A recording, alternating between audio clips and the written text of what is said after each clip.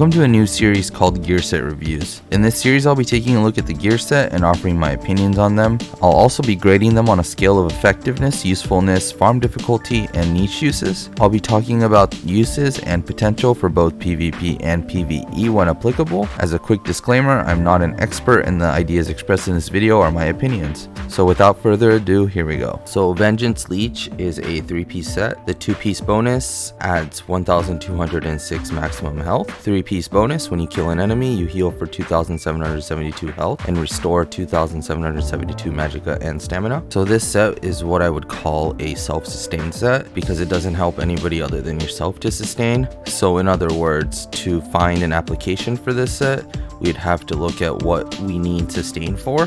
There's only a few things that I could think of, but I've seen it be used in Skyreach as a good new player method for keeping up your resources topped off because you kill a ton of enemies there. Another use I've seen werewolves use it for PvE as a source of sustain, but you don't have to be a werewolf. You can do it with any type of setup because it'll give you sustain. So it does seem like a good option for arenas as well. And because this is a sustain set, there will be no DPS comparison involved.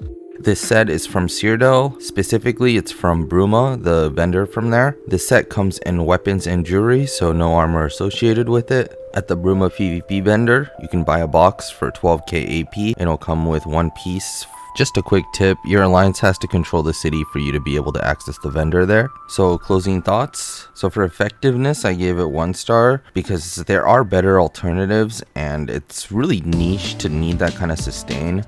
They can be good for new players. It's also a 3-piece and they're kind of hard to come by, 3-piece sets that is. So it is kind of unique in that.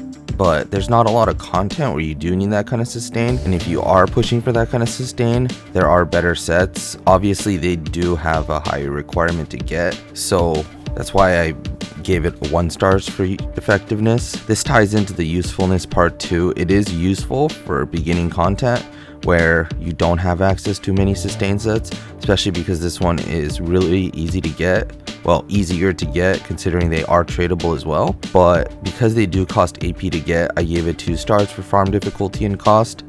They do sell in guild traders, but they're not the cheapest, at least on my server that is, which is PS4 and A. And I gave it 2 stars for niche uses because of the uniqueness and the fact that it does give you easy sustain for only sacrificing a 3-piece bonus. And I think that wraps it up. So that wraps up the gear set review. This is a brand new series and I'm curious to see what you folks think of it. I'd like to delve more into sets and try them out. If there's a use of the set that I missed, please let me know in the comments. As always, thank you for watching this video and like the video if you like the piggies. As always, thank you.